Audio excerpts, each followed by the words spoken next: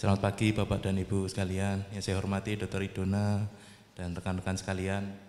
Saya di sini izin untuk sekedar refresh terkait dengan kegawat daruratan pada DM.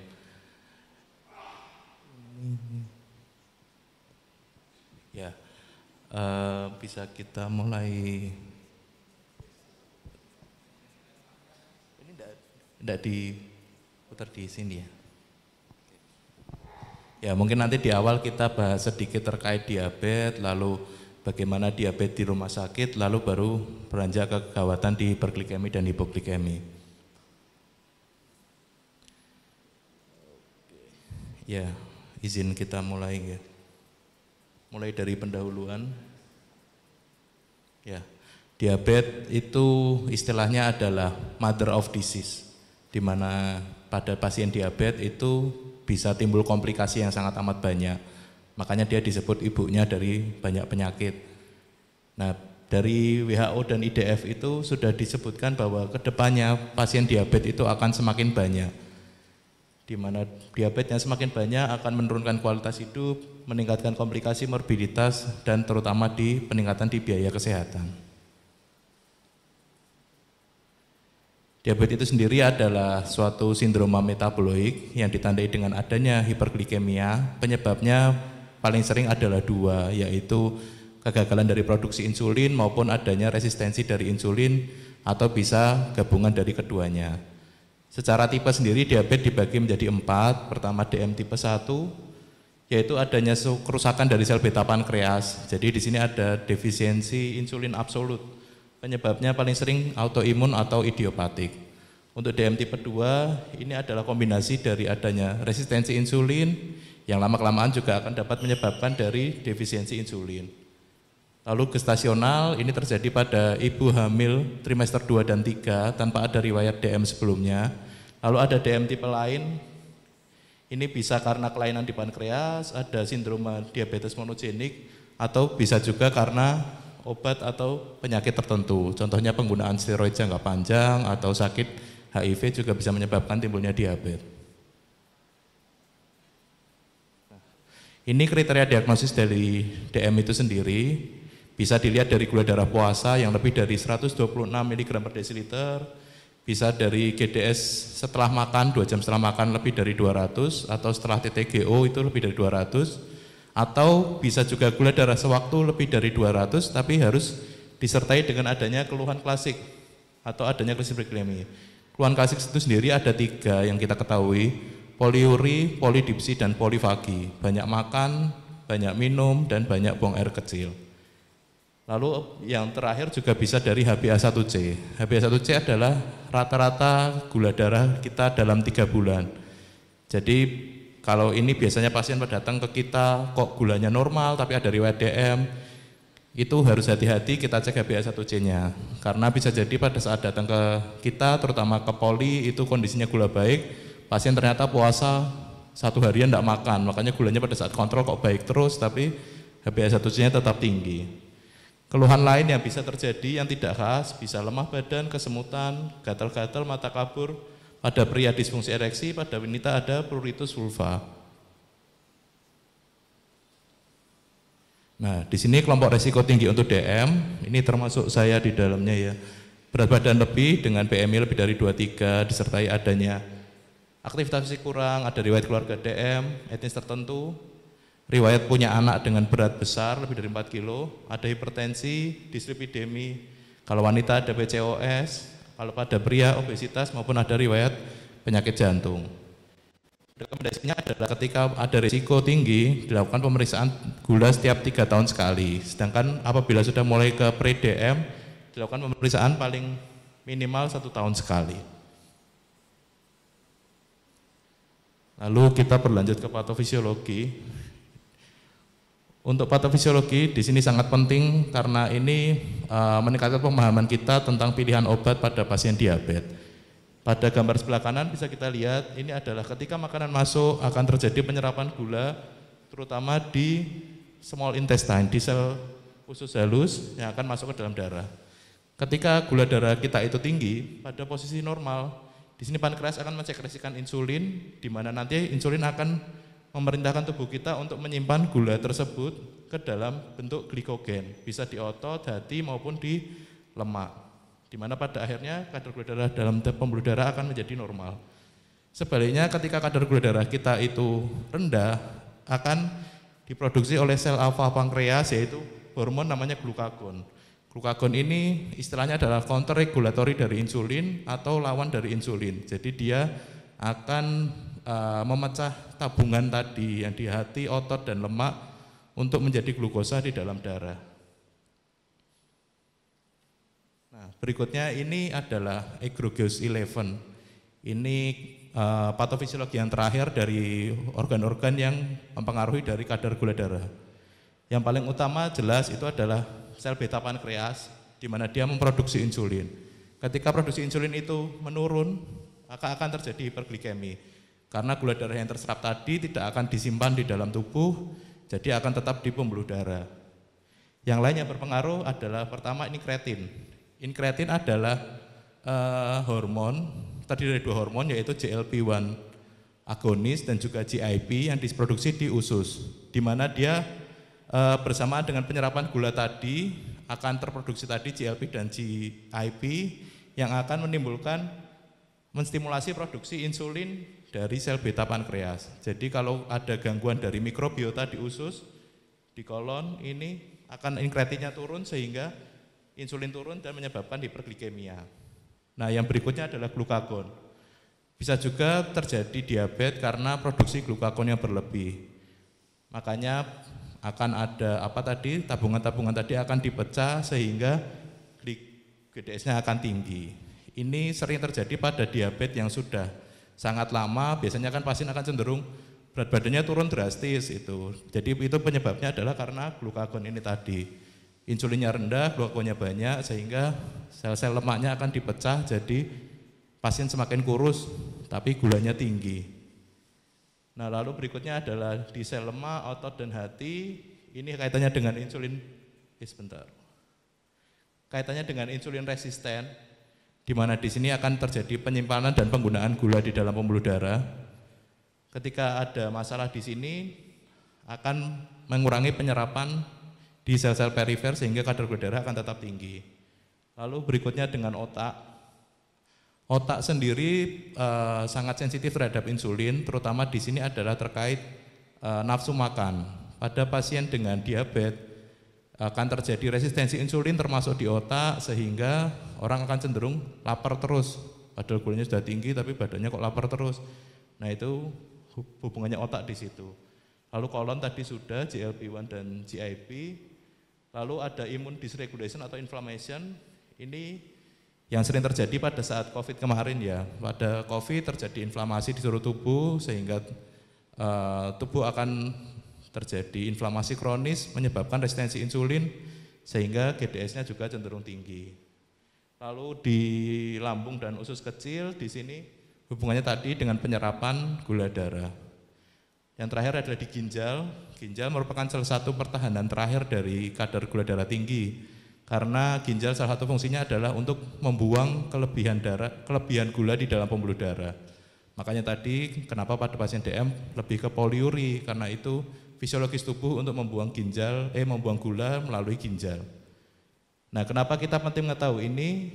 Karena hubungannya dengan obat yang kita gunakan. Untuk beta pankreas bisa dengan sulfonylurea atau insulin secretagogue, atau bisa juga langsung diberikan insulin. Lalu untuk yang insulin resisten di sini kita bisa menggunakan biguanide atau metformin dan TZD atau pioglitazone. Lalu di ginjal ini obat yang baru SGLT2 inhibitor. Lalu di usus bisa dengan akarbus atau alpha glucosidase inhibitor. Di situ mengganggu penyerapan gula di usus. Lalu di kolon bisa menggunakan probiotik ataupun dengan metformin. Nah, lalu kita beranjak ke tata laksana pada pasien DM.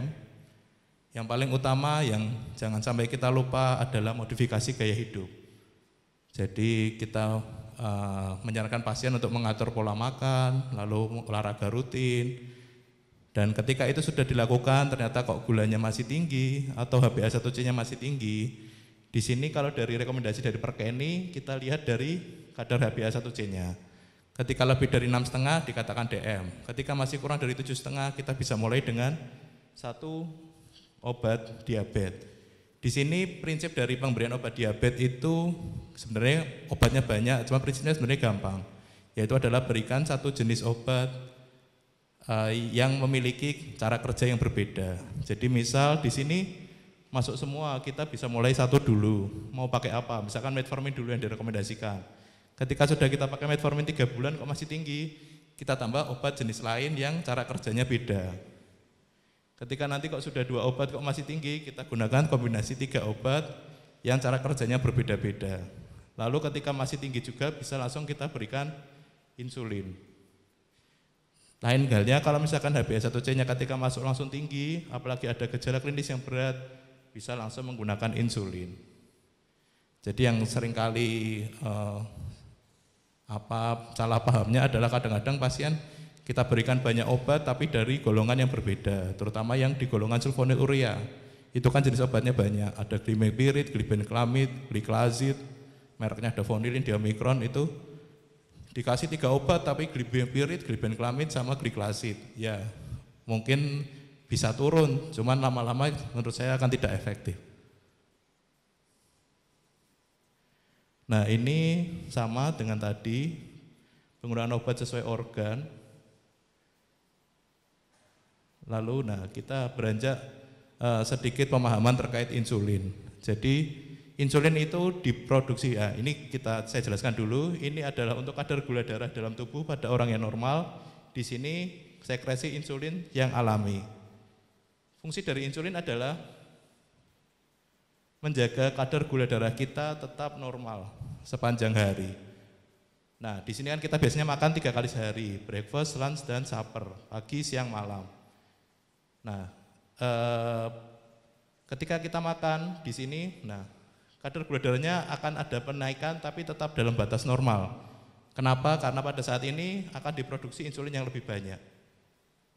Nah, prinsip ini berkaitan dengan pilihan terapi insulin, di mana insulin obat insulin yang kita gunakan itu adalah buatan manusia dan dibagi berdasarkan cara kerjanya. Ada yang long, ada yang rapid, ada yang short. Biasanya kita berikan yang long dulu, sehingga untuk menjaga tadi kadar gula darah basalnya tetap normal, dan kita untuk kenaikan saat makan kita bergantung pada insulin alami, biasanya seperti itu. Ketika nanti penyakitnya semakin berlanjut dan setelah makan gulanya tambah tinggi, maka bisa kita tambahkan dengan insulin yang di kerja pendek yang diberikan sesaat sebelum makan. Jadi harapannya tetap seperti fungsional insulin di dalam tubuh. Lalu kita bicara sedikit tentang diabetes di rumah sakit. Diabetes di rumah sakit sering ditemui, di mana di sini akan meningkatkan komplikasi, mortalitas, length of stay, semuanya akan lebih jelek dibandingkan yang tidak. Ada penelitian dari Pierres et al. Pada tahun 2002, di sini memeriksa 1.800 pasien di Atlanta, di Amerika. Di situ ternyata 30%-nya itu dalam kondisi hiperglikemi. Dari 30% itu, 30%-nya lagi itu tidak ada riwayat DM. Jadi istilahnya newly hiperglikemia. Dia baru masuk, baru tahu kalau ternyata gulanya tinggi. Nah, setelah diteliti, dibandingkan antara ada yang newly hiperglikemia dan yang DM rutin dan yang tidak DM. Di sini yang kelompok ini memiliki mortalitas yang lebih tinggi, luaran fungsional lebih buruk dan juga loss yang lebih panjang. Berikutnya ada penelitian lain dari Fish et al. Di sini membandingkan pasien yang menjalani operasi antara yang DM dan yang tidak DM. Sama dengan DM akan komplikasinya lebih banyak. Nah, yang perlu kita ketahui di sini, pada penyakit atau kondisi tertentu akan terjadi resistensi insulin. Ini hubungannya yang tadi dengan yang inflamasi, disrogelitas dari imun tubuh.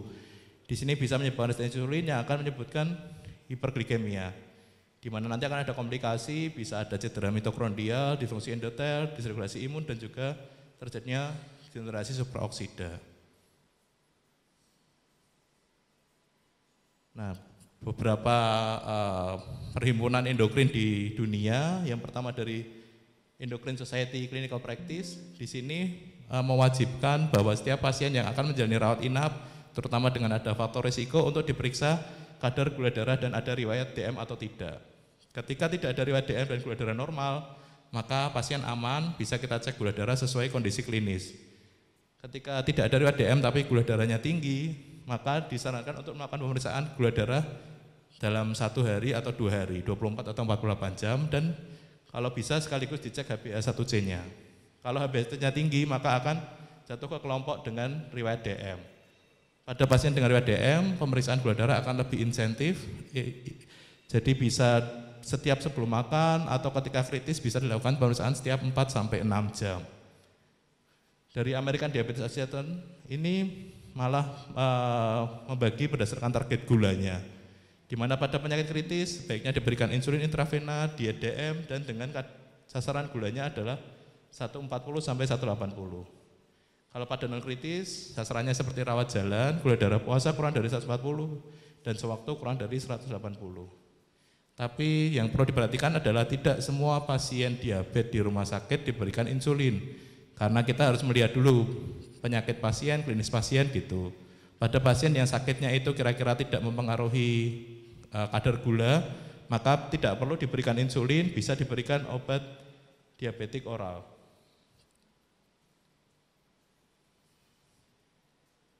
Nah, ini berarti ini untuk pasien yang kritis di rumah sakit yang membutuhkan terapi insulin. Di sini peran kita dari masing-masing bagian. Untuk IGD sebaiknya langsung dilakukan evaluasi gula darah, kalau perlu HbA1c. Dan bisa langsung dikategorikan ini pasien kritis atau tidak, lalu langsung diberikan terapi resusitasi awal sesuai dengan kegawatan di IGD, yaitu ABCD seperti biasa, dan bisa langsung diberikan insulin. Ketika nilai pasien jatuh dalam kondisi krisis hiperglikemi atau hipoglikemi, nanti akan kita bahas lebih lanjut. Lalu di rawat inap, targetnya adalah evaluasi gula darah setiap hari, kita lakukan penyesuaian dosis bila perlu, dan juga sudah mulai dipersiapkan untuk regimen saat pulang.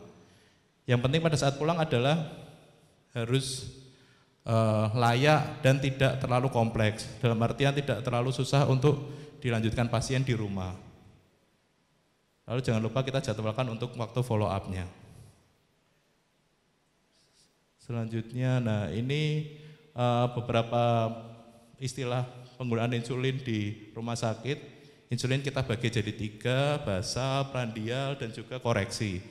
Yang penting mungkin di sini yang untuk koreksi atau suplemental, ini untuk pada pasien yang memiliki kadar diabetes yang sangat tinggi, yang kita berusaha untuk menurunkan secara bertahap. Jadi di sini dosisnya akan sesuai dengan gula darah pasien. Biasanya kita pakai sliding scale ya di sini. Ini masuk dalam insulin koreksi atau suplemental. Lalu untuk sasaran terapi insulin di sini mungkin yang ingin saya sampaikan untuk transisi dari IV ke subkutan. Biasanya kita hitung dari tadi dosis suplemental atau koreksi tadi, sehari dia habis berapa insulin, katakanlah misalkan 40 unit gitu. Berarti untuk pulang kita bisa mulai dengan diberikan 60%-nya, atau berarti kurang lebih 24 unit saat pulang. Lalu berlanjut ke krisis hiperglikemi. Krisis hiperglikemi itu ada 2, yaitu KAD dan HHS. KAD ketoasidosis diabetikum, HHS hiperglikemik hyperosmolar state. Untuk KAD triasnya adalah hiperglikemi yang tidak terkontrol, ada metabolic acidosis, dan juga adanya keton, karena namanya aja ketoasidosis pasti ada keton. Lalu ketoasidosis biasanya sering terjadi pada DM tipe 1 atau DM tipe 2 dengan stres katabolik akut, contohnya infeksi, trauma, bedah. Nah, keduanya ini terjadi kombinasi dari defisiensi insulin dan juga peningkatan dari counter regulatory hormon.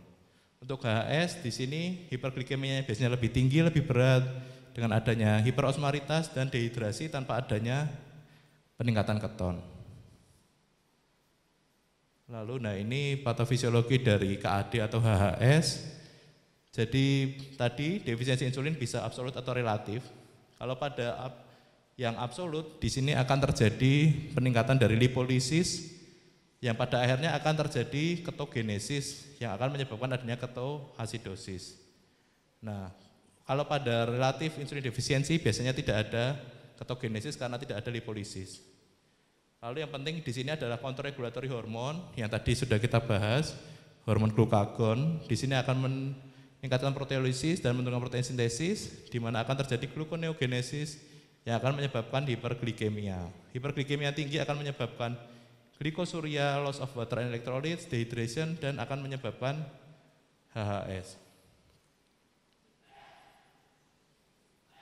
Nah, yang perlu kita ketahui lagi, setiap KAD dan HHS pasti ada faktor presipitasinya, yaitu ada faktor pencetusnya.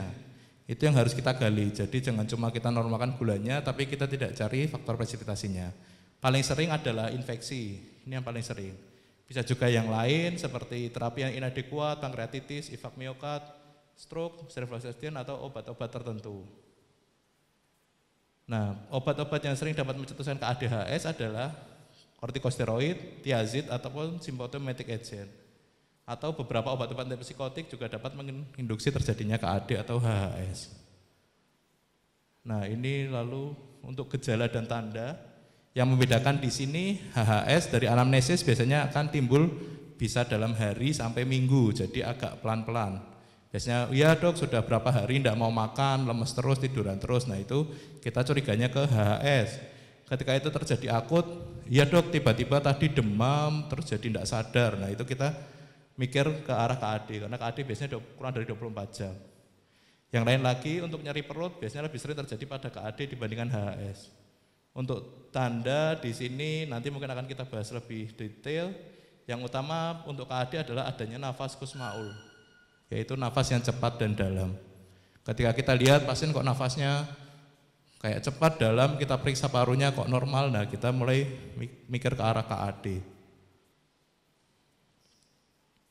Nah ini kriteria diagnosis dari KAD, mungkin ya gula darah tinggi tapi tidak terlalu tinggi, pH-nya rendah, lalu ada keton. Nah ini ciri khas dari KAD. Mungkin langsung kita bandingkan saja KAD dan HHS. Nah ini yang KAD, ini yang HHS. Yang paling beda pertama kadar gula darah. Pada KAD gula darahnya tidak selalu tinggi sekali. Pada HHS jelas gula darahnya itu tinggi. Dari ada lebih dari 600, di Inggris lebih dari 540. Lalu tidak ada asidosis pada HHS dan juga tidak ada benda keton.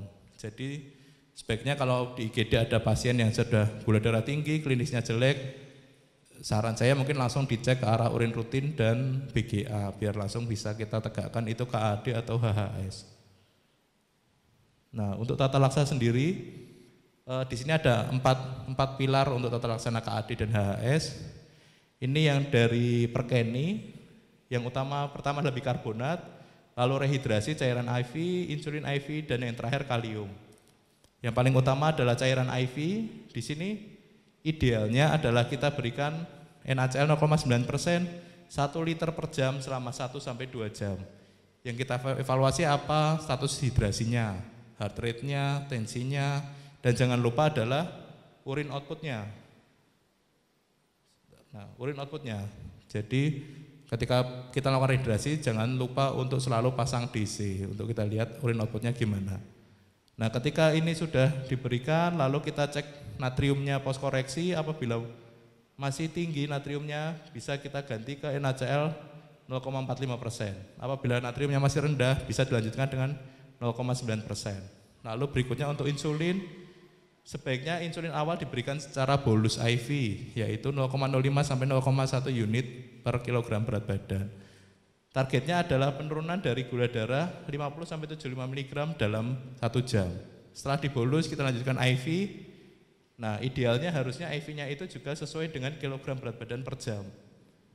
Lalu nah, ini ketika gula darahnya itu masih tinggi, malah setelah kita bolus kita IV kok gula darahnya ternyata malah naik. Nah, bisa kita mulai ulangi bolus lagi. Lalu ketika nanti sudah mulai turun, kita lihat turunnya berapa banyak. Target kita kan 50 sampai 75. Ketika sudah 50 sampai 75 kita pertahankan. Lalu ketika nanti kok turunnya masih kurang, bisa kita naikkan 25 sampai 50%. Jadi insulinnya naik turun sesuai gula darahnya pasien. Nah, efek samping dari penggunaan insulin adalah terjadinya hipokalemi. Makanya itu penting pada KAD kita monitor kaliumnya pasien. Di sini ketika kaliumnya itu rendah, harus wajib kita sambil koreksi kalium. Kalau kok rendah sekali, kurang dari 3, maka sebaiknya tunda dulu insulinnya, kaliumnya kita koreksi dulu. Kenapa? Karena hipokalemi itu bisa langsung menyebabkan cardiac arrest. Kita berusaha nolong pasien, ternyata malah pasien jadi meninggal karena ternyata dia hipokalemi, kita kasih insulin.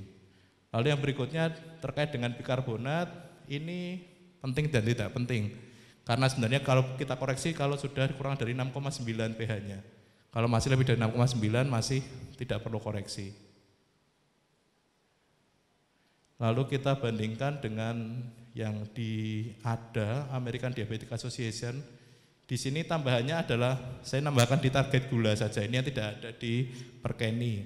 Target gulanya pada KAD itu adalah 200 mg per desiliter. Sedangkan pada HHS targetnya lebih tinggi, yaitu di 300 mg per desiliter. Nah, nanti selanjutnya setelah tercapai target ini, dosisnya kita maintenance dengan target hanya 150 sampai 200. Jadi jangan terlalu rendah juga karena gulanya masih penting untuk sumber energi bagi pasiennya. Sedangkan pada HS targetnya lebih tinggi lagi antara 200 sampai 300.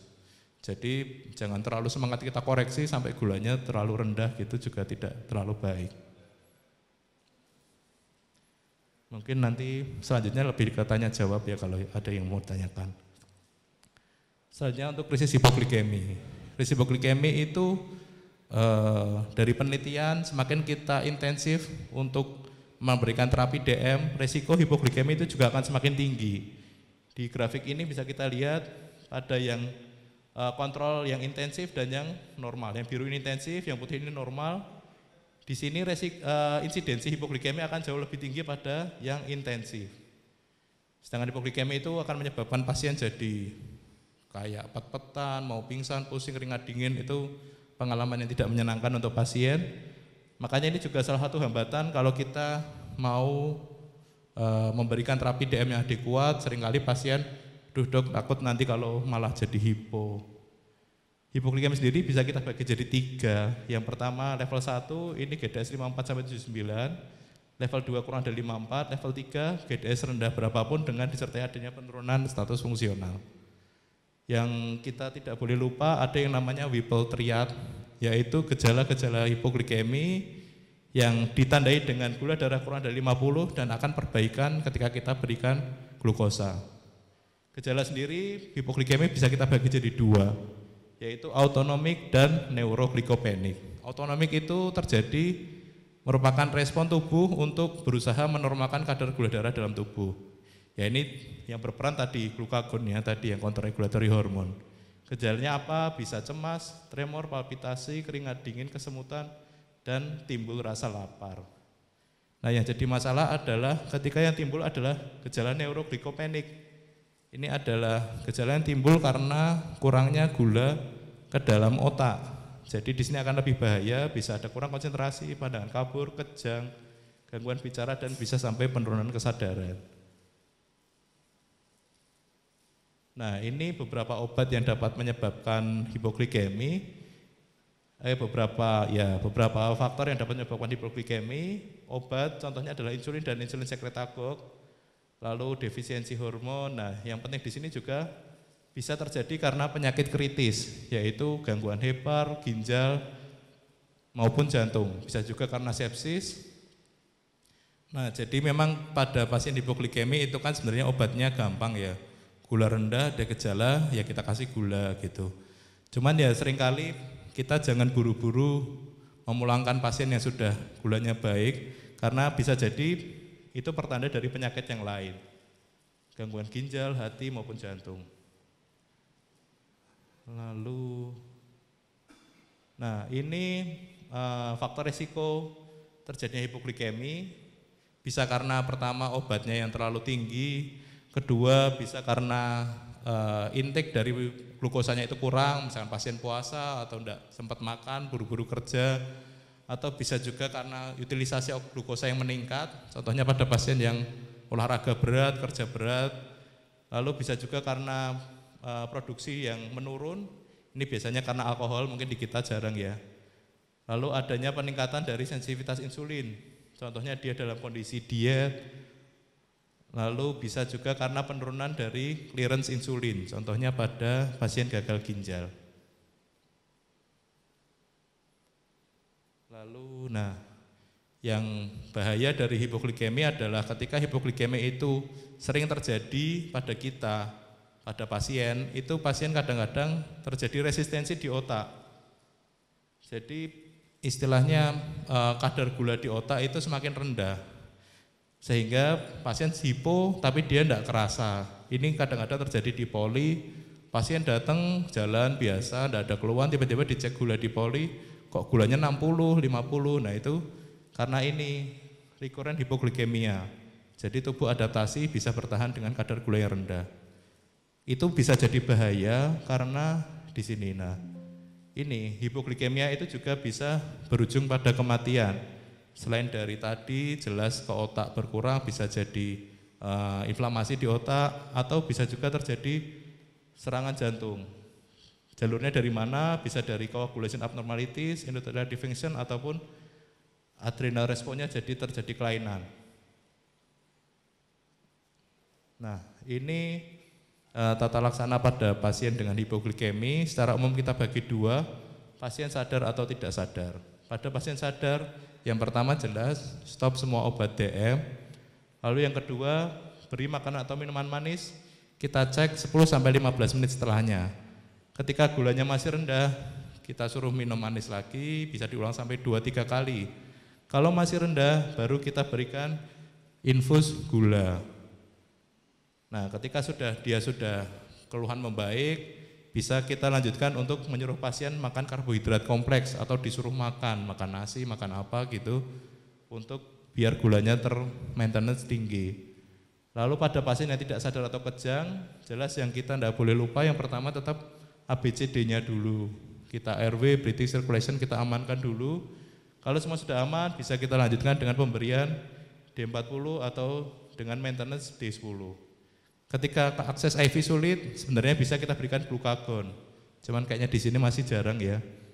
Lalu ulang GDS dalam 10 menit, apabila masih rendah bisa kita ulang lagi, infus lagi. Kalau pasien sudah sadar, sudah bangun, kembali sama kita suruh pasiennya makan. Nah, ini pada pasien hipoglikemi yang dalam pengobatan insulin. Kita lihat dulu dia sadar atau enggak kalau ada hipoglikemi. Kalau tidak sadar ya berarti mungkin bukan hipoglikemi. Lalu ketika dia kok tidak sadar tapi terjadi hipoglikemi, bisa kita edukasi untuk kontrol gula darahnya lebih baik. Bisa tadi disuruh makan yang teratur, olahraga tidak terlalu berat. Lalu ketika di sini ada kegiatan tertentu yang bisa bikin hipoglikemi, contoh ketika puasa atau ketika banyak aktivitas, maka kita edukasi untuk penyesuaian obat gulanya. Contoh misalkan pada pasien puasa, dia siang-siang hipoglikemi, ternyata dia dapat sulfonylurea, dapat insulin sekretagogue. Maka bisa kita rubah dari minumnya biasanya pagi, dirubah ke sebelum buka. Jadi ketika obat itu bekerja, ketika ada hipoglikemi, pasiennya bisa makan, bisa minum. Lalu kita cari apakah ada penyebab sekunder. Kalau ada, contohnya penyebab sekunder itu tadi ginjal, hati, gangguan jantung. Kalau ada, kita sesuaikan lagi dosis dan jenis obatnya. Lalu ketika tidak ada secondary cause, kita lihat ada polanya atau tidak. Ketika ada polanya, kita lihat gulanya itu ngedropnya pada saat kapan. Ketika pada saat malam, dalam artian dalam saat puasa, maka insulin basal kita sesuaikan. Kalau terjadi biasanya siang, setelah makan, berarti insulin yang prandial yang kita turunkan. Ketika kok ternyata karena pasiennya itu sering hipo karena pakai obatnya itu susah atau pasien edukasinya susah, tidak ada salahnya kita berikan support psikososial pada pasien tersebut. Ya, mungkin dari saya cukup sekian. Selanjutnya mungkin kita lanjutkan dengan tanya jawab nih. Wassalamualaikum warahmatullahi wabarakatuh.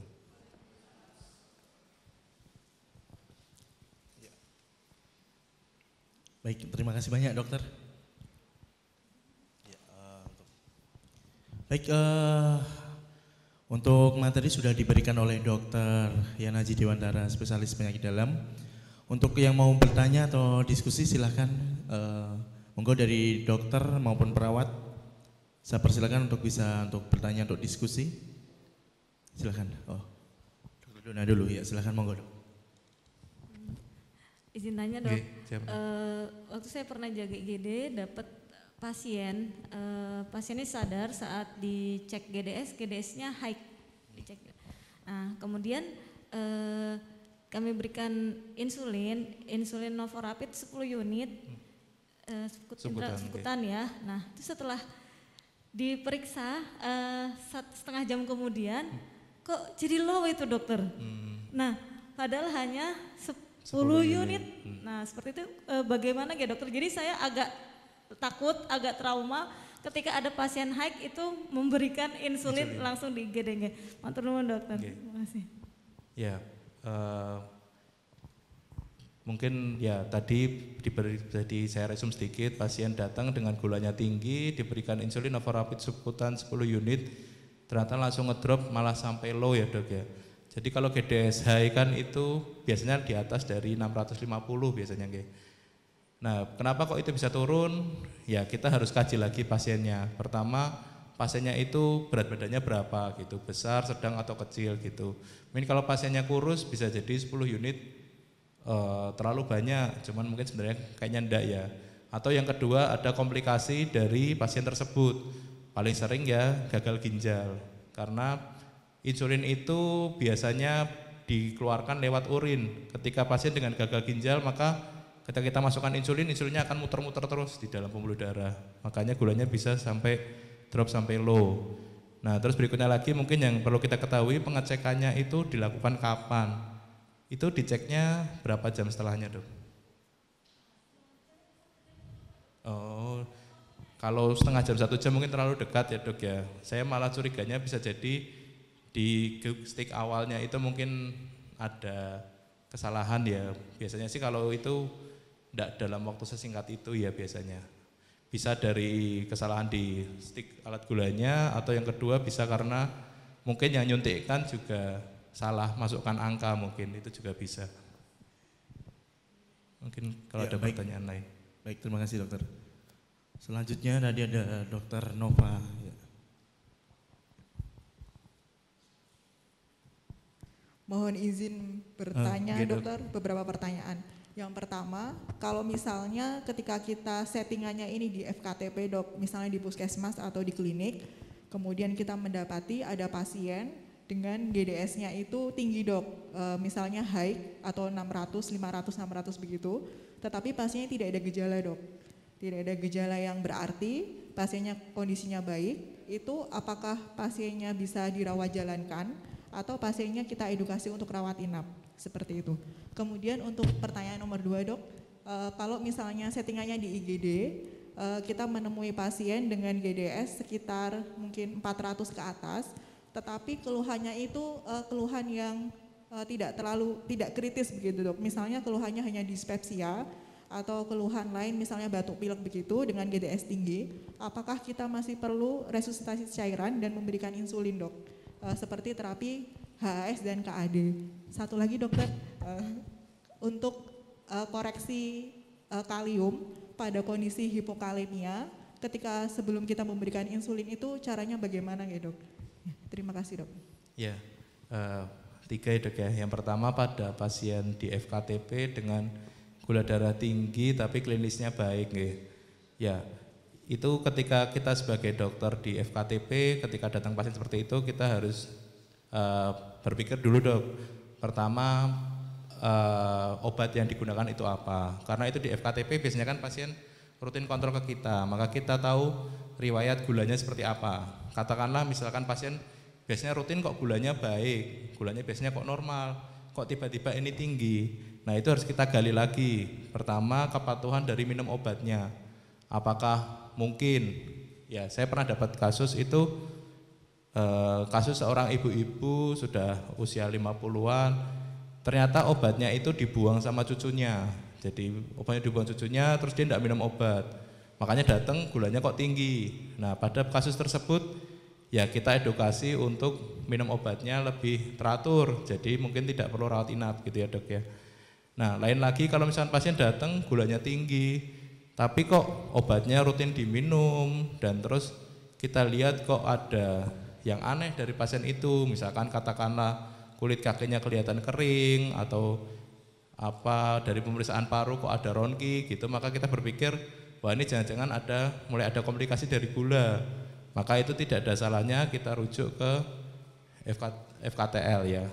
Nah, terus pertanyaan kedua, pada pasien di IGD apabila ada setting gula darahnya tinggi, tapi keluhannya tidak sesuai dengan kadar gula darahnya. Nah, itu berarti kita bisa ya ke yang slide tadi, ke poin yang ketiga. Jadi tidak semua pasien dengan gula darah tinggi kita berikan insulin, tidak semuanya kita perlakukan sebagai KAD dan HHS. Kita lihat klinisnya. Kalau pasiennya kok klinisnya baik, sakitnya kayaknya nggak ada hubungannya, ya kita terapi awal aja sesuai dengan dokter, monggo mau dikasih insulin kerja cepat dulu ekstra dosis koreksional boleh, atau kalau pasien sudah rutin minum obat gula dilanjutkan obat gulanya dulu juga boleh, nanti sambil dievaluasi dari DPJP di ruangannya. Terus yang ketiga tadi koreksi kalium ya. Nah, koreksi kalium sebenarnya kalau mau ideal memang ada hitungannya dok, mungkin bisa.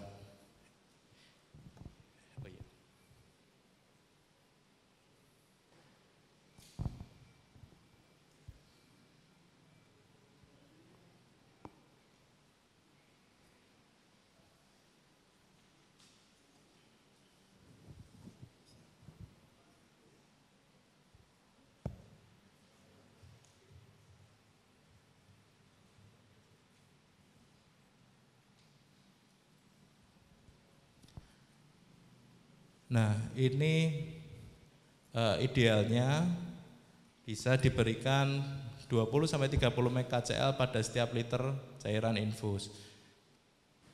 Kalau saya sih biar gampang, kan satu flash itu kan 25 mg ya dok ya, dalam 500. Jadi kalau saya dulu pas pendidikan gitu, ada pasien kayak gini, kita pasang infus 2 jalur dok. Yang satu kosongan, yang satu RL plus KCl. Nah, jadi itu dua-duanya habis dalam 1 jam. Maka akan tercapai di sini 1 liter air per jam dengan disertai 20-30 mg KCl. Kan yang satu 25 mg tuh dok, 25 mg dalam infus RL gitu kan, sesuai ini. Nah, nanti terus kita evaluasi setiap 2 jam kaliumnya. Nah, cuman memang kalau untuk evaluasi terlalu sering kendala di biaya ya dok ya. Jadi mungkin bisa kita lihat juga dengan klinisnya pasien. Salah satu cara gampang lihat kadar kalium dari pasien kan itu dari EKG. Jadi begitu pasien kok KADHS langsung pasang monitor, kita lihat EKG-nya, kaliumnya ada tolti atau enggak. Nah, ketika ada tolti berarti dia hiperkalemi. Dikonfirmasi dengan cek kaliumnya dulu. Oh iya ada tolti, kaliumnya tinggi. Berarti itu hiperkalemi. Nah, evaluasi nanti kita lihat aja. Dengan koreksi kaliumnya kalau nanti jadi normal, toltinya akan hilang. Seperti itu. Gelombangnya akan jadi lebih baik. Mungkin salah satu caranya begitu gitu. Baik, terima kasih dokter. Untuk selanjutnya mungkin dari yang laki-laki. Baik dokter Habib, silakan dok. Baik, bismillahirrahmanirrahim. Assalamualaikum warahmatullahi wabarakatuh. Waalaikumsalam. Selamat pagi dokter, izin bertanya. Masih nyambung dengan pertanyaan dari dokter Nova tadi tentang settingan di FKTP nggih dok. Kebetulan juga kami juga praktek di FKTP.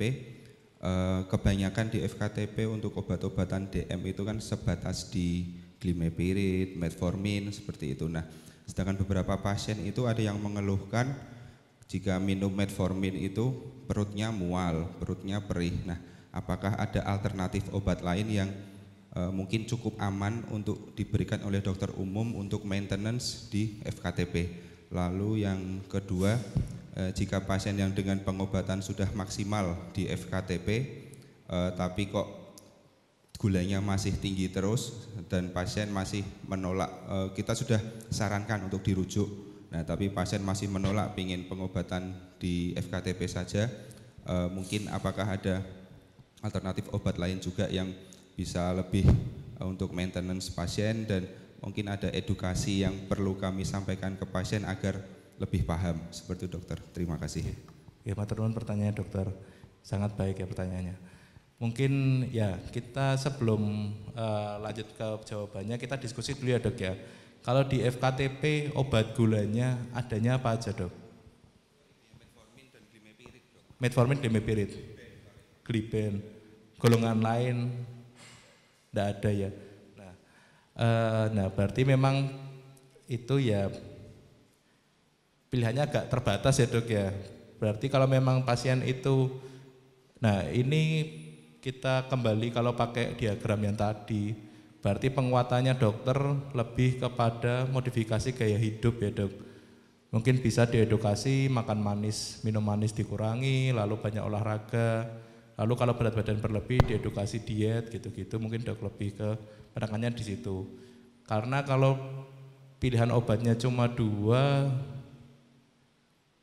paling ya kalau kita pakai yang tadi secara patofisiologi ya dokter bisa bantu ngasih probiotik, paling gitu ya dok ya. Cuman ya yang lain ya enggak ada opsi karena enggak ada obat ya dok.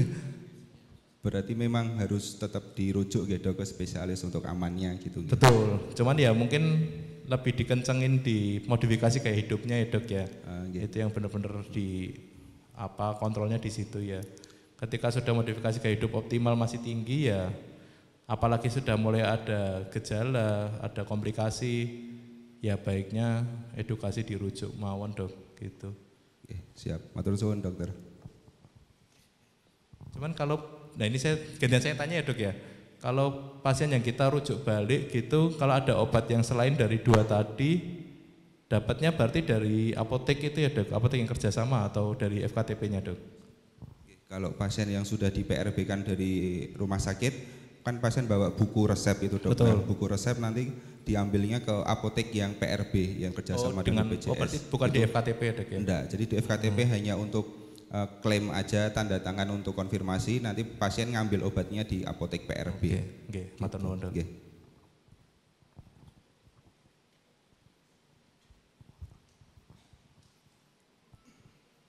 Baik, oke, selanjutnya ada yang mau untuk ditanyakan lagi? Oh ya, baik.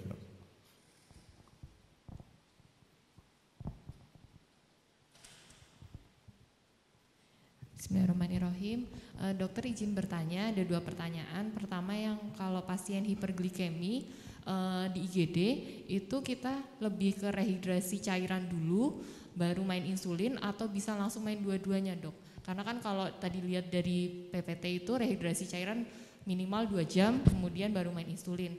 Pertanyaan pertama, kemudian pertanyaan kedua, sewaktu saya jaga bangsal dok, saya pernah nemu kasus pasien hipoglikemi GDS 30. Sudah saya ekstra D40, 3 flash sama infus D10, kemudian saya minta ulang GDS ulang 1 jam lagi. Ternyata GDS pasien masih di angka 38 kalau nggak salah. Saya ulang lagi dan tetap di angka 40-an. Ketika itu terjadi, apakah kita terus berulang memberikan D40 terus menerus atau boleh kita berikan injeksi seperti glukagon gitu dok? Terima kasih. Iya, matur nuwun pertanyaannya dok. Kembali ke IGD tadi dengan hiperglikemi, nah itu tergantung kasusnya dok, dilihat dari case by case-nya. Kalau pada pasien katakanlah dengan dehidrasi, mual muntah gitu, tidak ada salahnya kita rehidrasi dulu. Tapi kalau pada pasien itu misalkan datang dengan infak miokard akut, ada edem paru gitu ya, jangan direhidrasi, kita langsung insulin. Jadi kita lihat dari kasusnya dulu. Jadi untuk tipsnya mungkin selain pertama kita lihat kadar gulanya, kedua kita lihat status rehidrasinya. Kita evaluasi pasiennya, keluhannya ke arah dehidrasi atau enggak, lalu dari klinisnya ada takikardi atau enggak, ada CRT-nya lebih dari 2 detik. Kita lihat di situ, kalau kok ada tanda dehidrasi, tidak ada salahnya kita rehidrasi dulu. Rehidrasinya pun juga sesuai dengan kebutuhan pasien, tidak saklek, kecuali kalau pada pasien yang jelas-jelas KAD atau HHS gitu. Baru itu kita sesuai tadi ya, 1-2 liter per jam gitu. Lalu yang kedua di ruangan. Ketika di ruangan kok dapat panggilan itu hipoglikemi, sudah betul dok diberikan D40 dengan maintenance D10. Nah, jangan lupa lagi kita lihat pasiennya sadar atau tidak. Kalau pasiennya sadar sambil disuruh makan enggak apa-apa dok. Disuruh makan gitu. Roti atau nasi atau apa gitu, karbohidrat kompleks. Jadi harapannya dengan makan itu ada penyerapan gula pelan-pelan sehingga bantu hipoglikemia tadi. Lalu ketika kok diulang-ulang terus masih hipo terus, nah Kalau saran saya sih untuk keputusan pemberian dari kortikosteroid sebaiknya dari DPJP saja dok. Karena kan seringkali dokter kan ngawasi kegawatannya, sedangkan kondisi pasien secara umum kan yang lebih tahu DPJP. Khawatirnya apa? Kalau pasien itu ternyata ada kontraindikasi pemberian steroid, infeksi berat atau ada sakit jantung itu kan hati-hati pemberian steroid. Jadi lebih baik itu keputusan dari DPJP saja dok. Mungkin dari saya seperti itu.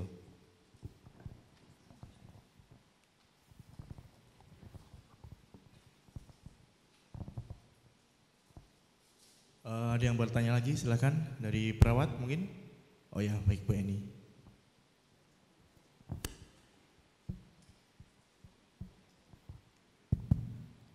Terima kasih atas kesempatannya. Mohon izin bertanya dokter. Saya perawat di Bangsal dokter. Jadi, sangat menarik sekali tema yang diangkat dari ini. Tadi dokter menyampaikan bahwa pada pasien DM pada pasien dengan hiperglikemi ada proses infeksi yang terjadi. Karena proses infeksi bisa mengakibatkan hiperglikemi. Menemui hal semacam itu banyak di Bangsal ya dokter. Nah, penata laksanaannya apakah sama dengan DM yang sudah biasa berjalan, ataukah mungkin kami akan sedikit bingung menjelaskan ke pasien. Kadang pasien menyampaikan nih, saya tidak pernah punya gula begitu. Kenapa bisa gula saya tinggi sekali begitu? Apakah nanti saya ke depan akan terus minum obat gula seperti itu? Nah, satu itu dokter. Kemudian yang kedua dokter, di Bangsal DPJP sering memberikan instruksi pemberian insulin yang terprogram, kemudian juga akan ada evaluasi gula 1-2. Nah, pertanyaan kami dokter Nyon Sewu, ketika sudah terprogram insulin, kemudian ada periksa gula 1-2, apakah perlu insulin tetap kami berikan ketika paginya diambil gula 1 dan 2 jamnya diambil lagi? Karena apakah kemungkinan bisa mempengaruhi hasil lab, karena sebelumnya sudah diberikan insulin, kadang juga ada di malam hari dapat lantus atau yang lainnya. Yang ketiga dokter, untuk sliding scale. Nah, sebenarnya masa jeda efektivitas waktu itu berapa jam ya dokter? Karena ada dokter yang lainnya menyatakan berapa jam langsung cek, berapa jam lagi cek, dan itu yang sewu Pak, jari pasien sampai habis dong, kanan kiri. Nah, mungkin dengan sedikitnya ilmu kami bisa memahami yang terbaik seperti apa. Terima kasih dokter atas kesempatannya. Matur pertanyaannya. Yang pertama tadi pada pasien infeksi dengan hiperglikemi. Nah, untuk infeksi dan hiperglikemi itu memang dua-duanya sangat berkaitan erat. Pertama, pada pasien DM lebih mudah terkena infeksi karena pada DM kadar gula darahnya itu tinggi, sedangkan gula darah itu adalah sumber makanan selain buat kita juga untuk bakteri dalam tubuh. Jadi pada pasien DM akan lebih tinggi resiko infeksi. Bahkan pada pasien yang sudah terkena infeksi itu sendiri akan terjadi inflamasi di mana pada akhirnya akan menyebabkan resistensi insulin, di mana bisa juga menyebabkan gula darah itu tinggi. Jadi dua-duanya sering berkaitan ya dok ya. Ketika ada, ada berkaitan ya Mbak ya. Terus pada pasien yang bertanya, saya tidak pernah ada riwayat DM, kok di sini gulanya tinggi, berikutnya gimana gitu. Nah itu tadi, bahkan di Amerika sendiri yang 1.800 pasien tadi, 30%-nya hiperglikemi, 30%-nya lagi itu baru tahu DM di rumah sakit itu. Jadi itu hal yang sering terjadi, jadi tidak usah terlalu khawatir. Nah cuman mungkin dibantu edukasi ke pasien adalah itu tadi, saling berkaitan. Di samping pasien ya nanti kan akan kita obati dua-duanya, lalu kita evaluasi, terutama setelah infeksinya nanti teratasi, antibiotik sudah selesai, dievaluasi gulanya. Kalau gulanya nanti normal, ya insya Allah ibu tidak perlu minum obat gula lagi, paling menjaga pola hidupnya saja. Mungkin bisa dengan jawaban seperti itu. Lalu untuk pertanyaan kedua tadi, oh iya, gula 1-2 pada pasien dengan terapi insulin. Nah, pemeriksaan GD1-2 itu tujuannya ada dua. Pertama untuk diagnosis, kedua untuk monitoring evaluasi terapi. Pada pasien diagnosis memang kita lakukan GD12 dalam kondisi tidak tahu ini pasien diabetes atau enggak. Jadi katakanlah misalkan pasien datang ada gula darah sewaktunya kok agak tinggi gitu, sedangkan nggak ada riwayat DM, tidak ada salahnya kita tegakkan dengan cek GD12.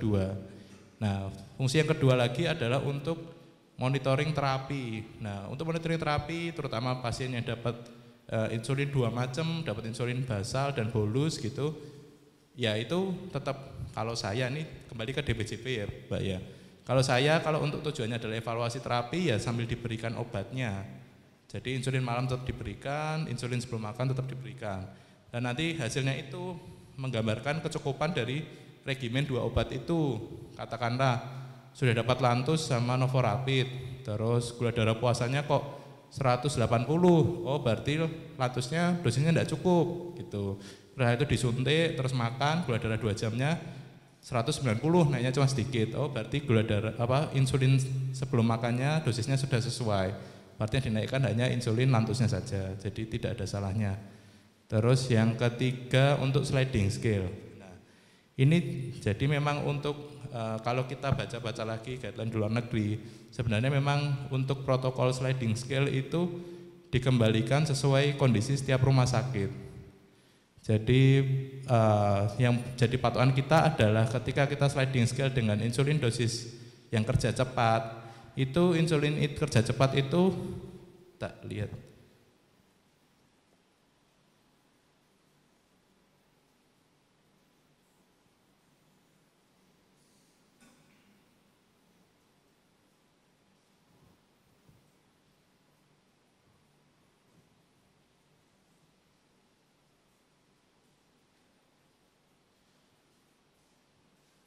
Nah, pada insulin yang biasanya dengan sliding scale dengan insulin yang rapid ya. Di sini onsetnya itu sangat cepat, kurang dari 2 jam sudah akan titik puncak dan dia bisa mulai turun sampai dengan 8 jam. Nah, patokan di sini ini jadi variabilitas dari setiap dokter. Yang penting dia masih bekerja sampai 8 jam, bisa dicek setiap. Kalau dia mungkin butuh target gulanya cepat, bisa setiap 2 jam, begitu puncak turun dikit langsung dicek lagi, jadi biar cepat turun bisa. Atau 4 jam juga bisa, atau bisa paling lama sampai dengan 8 jam. Makanya di situ sliding scale-nya kadang-kadang beda-bedanya di situ. Dan menurut saya semuanya ya benar-benar aja.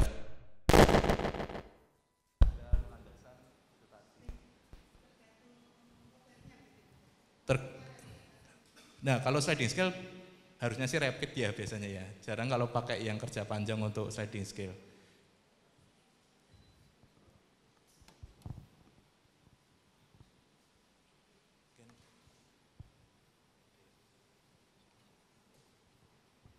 Itu mungkin pertanda selesai Mas kita bentar.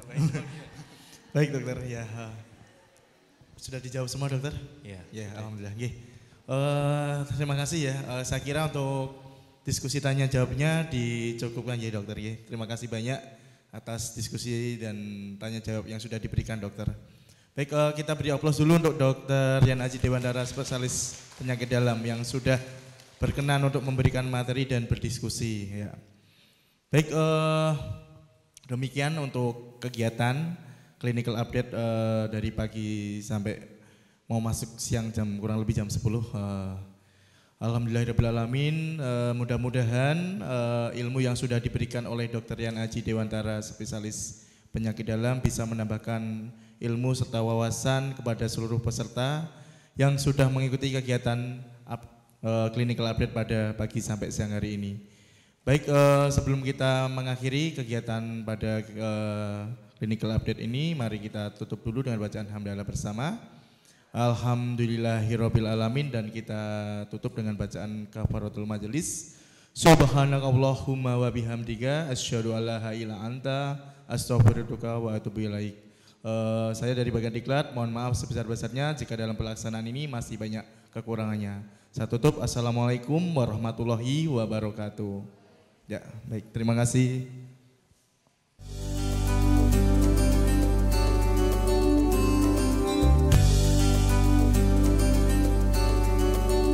Gedung Sulaiman merupakan salah satu fasilitas yang dimiliki oleh Rumah Sakit Romani. Ruang VIP terletak pada ruang Sulaiman lantai 7.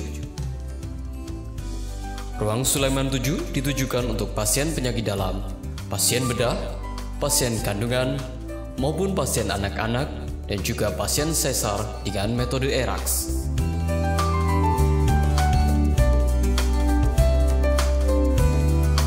Dengan tenaga medis, dokter penanggung jawab, dan dokter jaga yang didukung oleh tenaga kesehatan farmasi klinis, gizi klinis, kunjungan bina rohani Islam, dan tentu saja dengan fasilitas yang terbaik.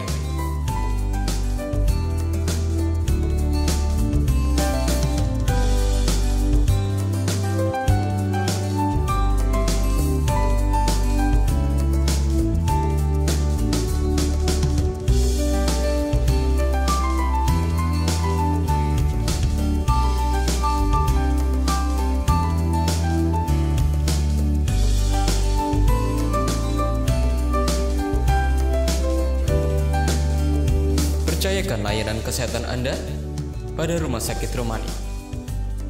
Dengan fasilitas dan tenaga medis yang terbaik, kami siap melayani sepenuh hati.